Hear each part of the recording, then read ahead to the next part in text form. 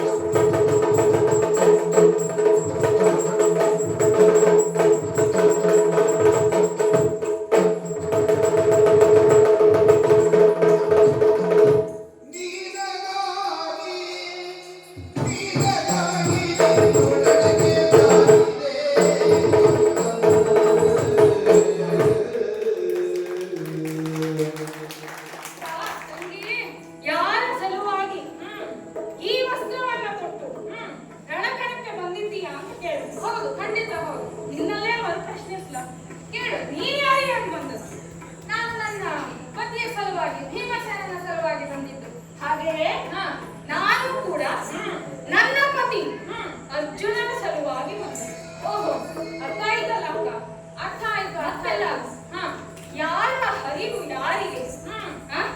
ನಮ್ಮ ತಲೆಯ ಮೇಲೆ ನಮ್ಮದೇ ಕೈ ಹ್ಮ್. ಅನ್ನುವ ಮಾತುಂಟು ರೂಢಿಯಲ್ಲಿ. ಹೌದು. ಹಾಗೆ ಹ್ಮ್.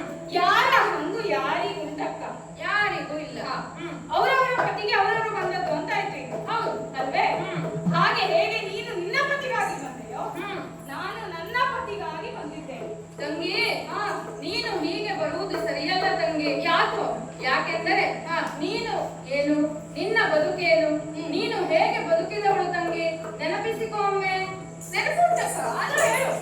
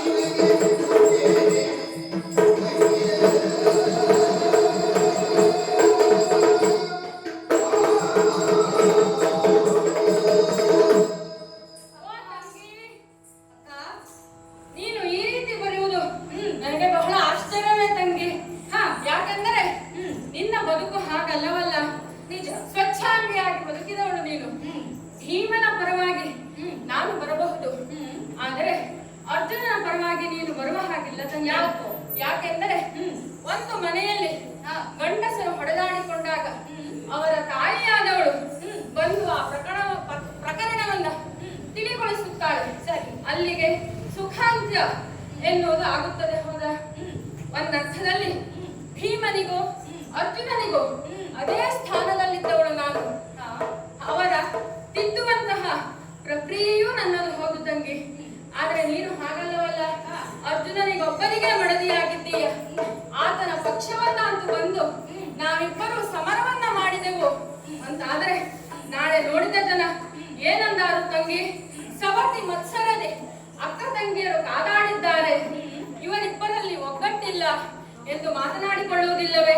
ಆ ಅಪವಾದ ನಿನ್ನ ಮೇಲೆ ಬರುವುದಿಲ್ಲವೇ ತಂಗಿ? ಆದ್ದರಿಂದ ಸ್ವಚ್ಛಾಂಗಿಯಾಗಿ ಬದುಕಿ ಬಂದವಳು ನೀನು. ಈ ಅಪವಾದವೆಲ್ಲ ಬೇಡ ತಂಗಿ. ಸಾರಿ ಹೇಳುತ್ತಿದ್ದೇನೆ, ನಡೆ ಮನೆಗೆ. ಅಕ್ಕ ಸ್ವಚ್ಛಾಂಗಿ ಅಂತೆ ಅಲ್ಲ ನನ್ನ. ಹೌದು. ನಿನ್ನನ್ನೇನಂತ ಸಂಬೋಧಿಸ್ಲಿ ಅಕ್ಕ? ಏನು?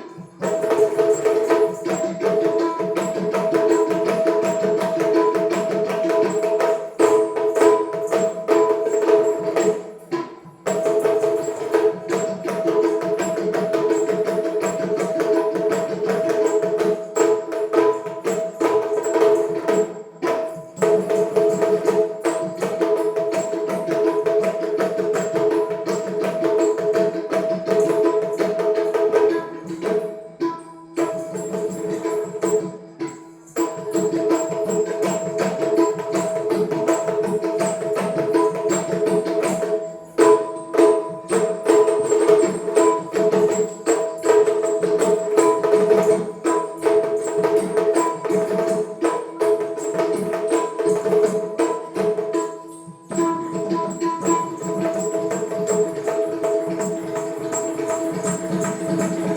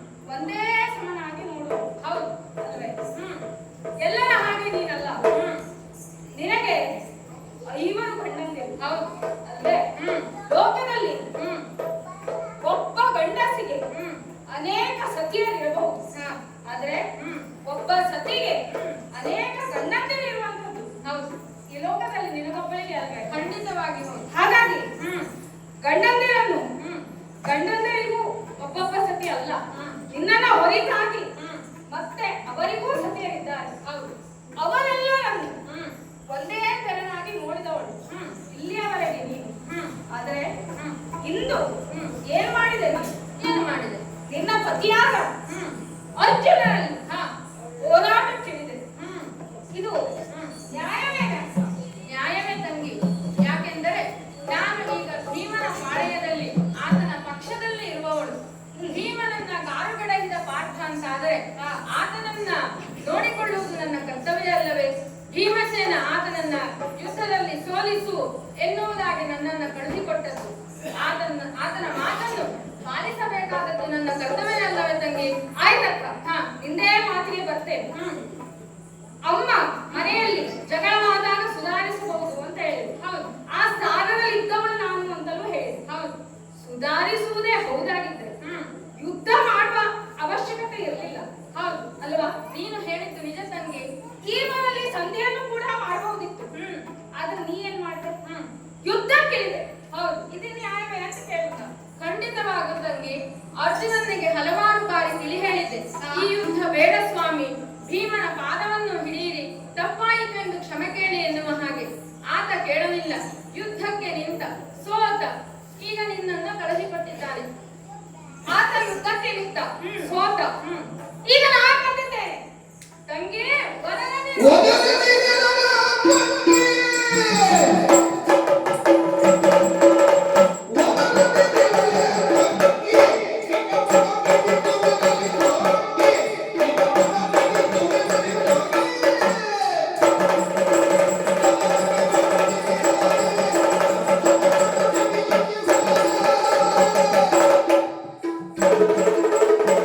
ಎಲ್ಲ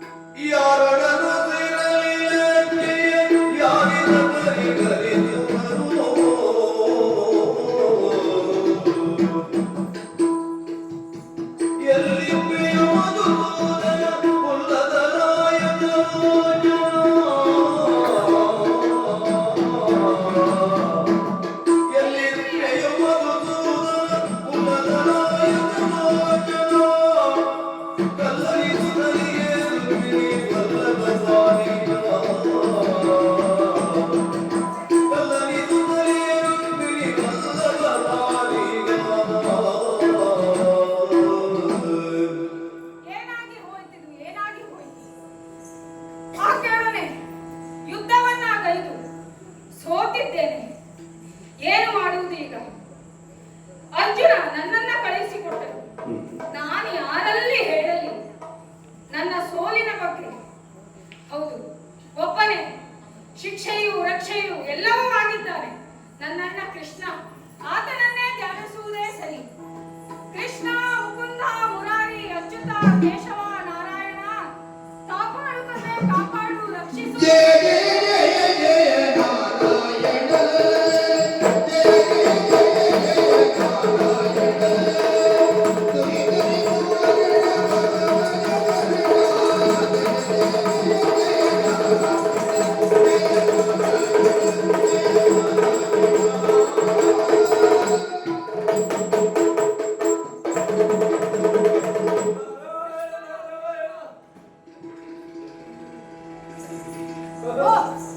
ನಾರದು ನಮೋ ನಮಃ.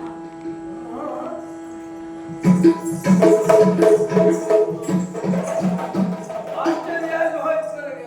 ಏನು ಮಾಡುವುದು? ಇದುವರೆಗೆ ಈ ರೀತಿ ನಿನ್ನ ಕಂಡವನು ಅಲ್ಲ, ಕಲ್ಪಿಸಿಕೊಂಡವನು ಅಲ್ಲ. ನಾನು ಬಂದವನೂ ಅಲ್ಲ. ಹೌದಾ? ಆಶ್ಚರ್ಯ, ನಿನ್ನ ಇಲ್ಲಿ ನೋಡ್ತಾ ಇದ್ದೆ ನಾನು. ಅದು ಈ ರೂಪದಿಂದ. ಹಾ, ಏನಿದು? ಒಂದು ನನಗೆ ಅರ್ಥ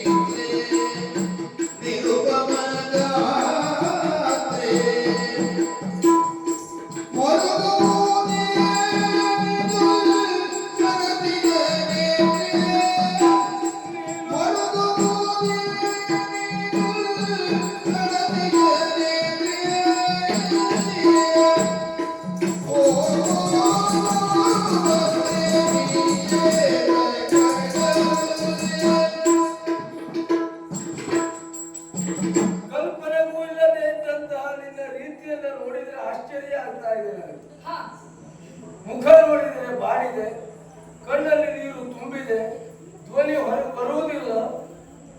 ಅದಕ್ಕಿಂತ ವಿಶೇಷ ನನಗೆ ನಿನ್ನ ಈ ಉಡುಗೆ ತೊಡೆದು ಉಂಟಲ್ಲ. ಹಾ ಸ್ವಾಮಿ. ಸುಭದ್ರೆಯು ಇಂತಹದ್ದೊಂದು ಉಡುಗೆಯನ್ನು ಉಡುತ್ತಾಳೆ ಅಂತ ನನ್ನ ಕಲ್ಪನೆ ಇರಲಿಲ್ಲ. ದೊಡ್ಡದಲ್ಲ, ಹಾ, ಆದ್ರೆ ಇದೆಲ್ಲ ಏನು ಎಂತ? ನೀನು ಅಳ್ತಾ ಇರುವುದು ಯಾಕೆ? ನಿನ್ನ ಪರಿಸ್ಥಿತಿ ನೋಡಿದ್ರೆ ಚಿಂತಾಜನಕವಾಗಿದೆ. ಏನು ಅಂತ ಬೇಡವೋ? ಏನ್ ಹೇಳಲಿ ಸ್ವಾಮಿ? ನಮ್ಮವರಿಗೆ ಹೌದು, ಹಾ ಭೀಮನಿಗೆ ಹಾ ಯುದ್ಧ ಆಯ್ತಂತೆ. ಹಾ ಹಾ ಹಾ ಯುದ್ಧದಲ್ಲಿ ಹಾ ಸೋತ ಭೀಮ ಹಾ ದ್ರುಪದ ನಂದನೆಯನ್ನ ಹಾ ಅರ್ಜುನನಲ್ಲಿ ಯುದ್ಧಕ್ಕಾಗಿ ಕಳುಹಿಸಿದ್ರು. ಹ್ಮ್ ಅರ್ಜುನನು ಸೋತ. ಹಾ ನಮ್ಮವರು ನನ್ನನ್ನ ಕರೆದು ಹಾ ದ್ರುಪದದಲ್ಲಿ ಯುದ್ಧ ಮಾಡು ಎನ್ನುವುದಾಗಿ. ಹಾ ಹಾ ನಾನು ಬಂದೆ ಸ್ವಾಮಿ ಯುದ್ಧಕ್ಕೆ.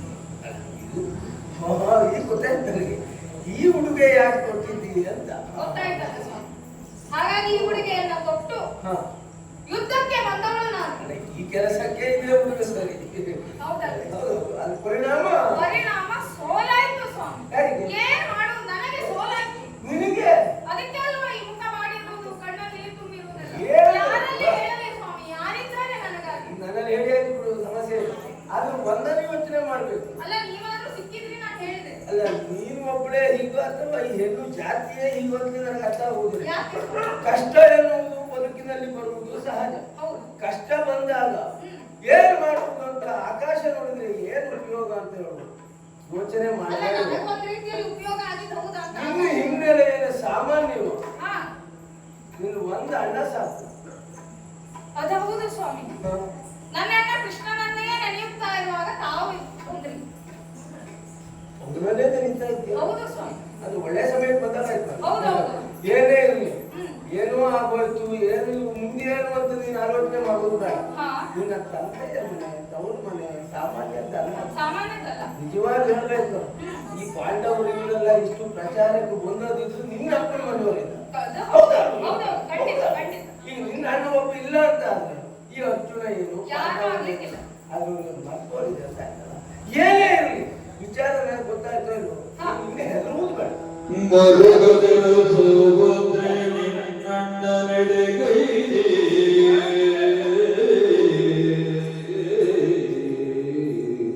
ನೀನು ಹೆದರಬೇಡ. ಮರುಗದಿರು ಸೌಭದ್ರೆ ನಿನ್ನಣ್ಣ ನಡೆಗೈದೆ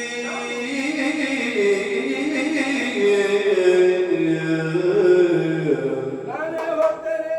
ಆದೀತು ಬರದಿತವ ಕಷ್ಟವೋ ತಿಳುಪಿ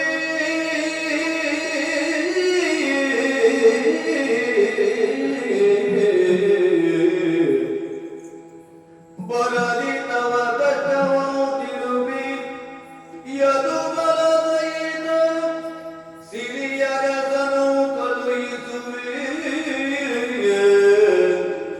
ಯೋಚನೆ ಮಾಡ್ಬೇಡ. ಯದು ಬಲದೈನ ಸಿರಿಯರದನು ಕಳುಹಿಸುವೆ ನಿನಗೆ ತಪ್ಪೆನೆಂದವಳ ಸಂತವಿಸಿ ನುಡಿದ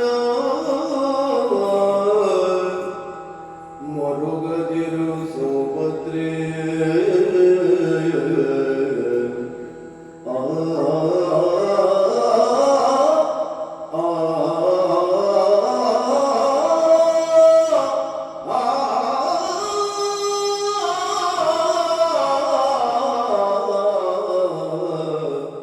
ಆ